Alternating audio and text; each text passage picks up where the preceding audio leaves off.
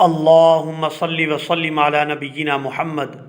سامعین اکرام، اگر آپ چاہتے ہیں کہ آپ گھر بیٹھے قرآن مجید کو صحیح تجوید اور تلفظ کے ساتھ پڑھنا سیکھ سکیں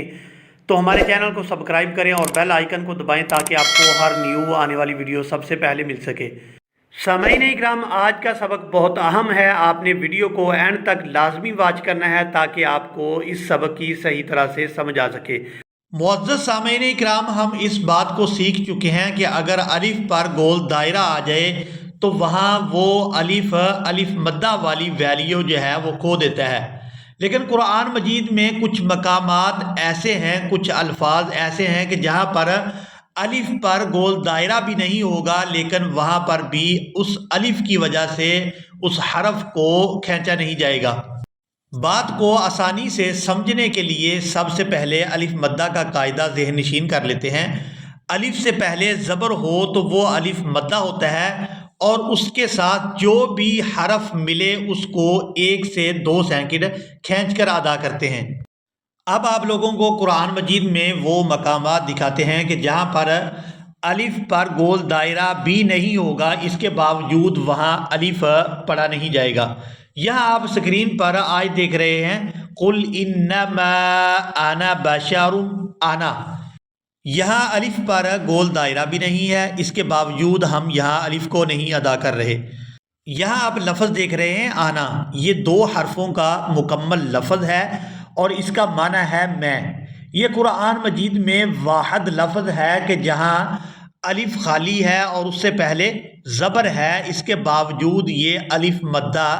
نہیں ہوگا۔ قرآن مجید میں یہ لفظ جہاں پر بھی استعمال ہوگا یہ بغیر کھینچے ہی ادا کیا جائے گا، اس کے ساتھ جو الف ہے اس کی وجہ سے اس کو کھینچ کے ادا نہیں کیا جائے گا۔ اب اس لفظ کو قرآن مجید میں دوسرے مقام پر دیکھتے ہیں، یہ سورہ یوسف ہے اور یہاں آپ سکرین پر آیت دیکھ رہے ہیں آنا یوسف، یہاں پر بھی یہ لفظ استعمال ہوا ہے آنا، تو اس کو ہم کھینچ کے ادا نہیں کریں گے، انا یوسف اس کو نہیں پڑھا جائے گا۔ یعنی بعض لوگ اس کو سمجھ لیتے ہیں کہ یہاں الف خالی ہے اور اس سے پہلے زبر ہے تو یہ الف مدہ ہے اور اس نون کو کھینچ کر ادا کریں گے اور اس کو پڑھیں گے انا،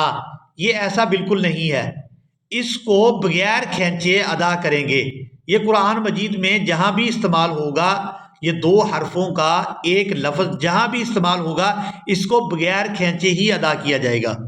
اس لفظ کی بات ابھی مکمل نہیں ہوئی، آپ نے ویڈیو کو اینڈ تک لازمی واچ کرنا ہے تاکہ آپ کو آج کے سبق کی اچھی طرح سے سمجھ آ جائے۔ اب ہم اس لفظ کو قرآن مجید میں ایک اور مقام پر دیکھتے ہیں، یہاں سکرین پر آپ لوگ آیت دیکھ رہے ہیں قال انما انا رسول، انا رسول، یہاں پر بھی اس الف پر گول دائرہ ہم خود ہی لگائیں گے اور اس کو بغیر کھینچے ادا کریں گے۔ اب آپ لوگ سکرین پر سورہ ملک کی آیت دیکھ رہے ہیں بلا قد جاءنا، یہاں بعض لوگ غلطی کرتے ہیں اور اس نون کو بغیر کھینچے ہی ادا کرتے ہیں جاءنا نذیر، یہ بالکل غلط ہے کیونکہ یہاں آپ لوگ جو حمزہ دیکھ رہے ہیں اس کا تعلق نون کے ساتھ نہیں بلکہ جیم کے ساتھ ہے۔ یہ لفظ اس طرح سے ہے جاء اور آگے نون الف زبر نا، یہ الگ ہے، یہ لفظ وہ والا آنا نہیں ہے جو ہم پیچھے سیکھ چکے ہیں، تو اس نون کو کھینچ کر ادا کیا جائے گا اور اس کی تلاوت اس طرح سے کی جائے گی قد جاءنا نذیر۔ مجھے امید ہے آپ لوگوں نے آج کے سبق کو اچھی طرح سے ذہن نشین کر لیا ہوگا۔ ملیں گے ایک نئی ویڈیو میں، تب تک کے لیے اللہ حافظ۔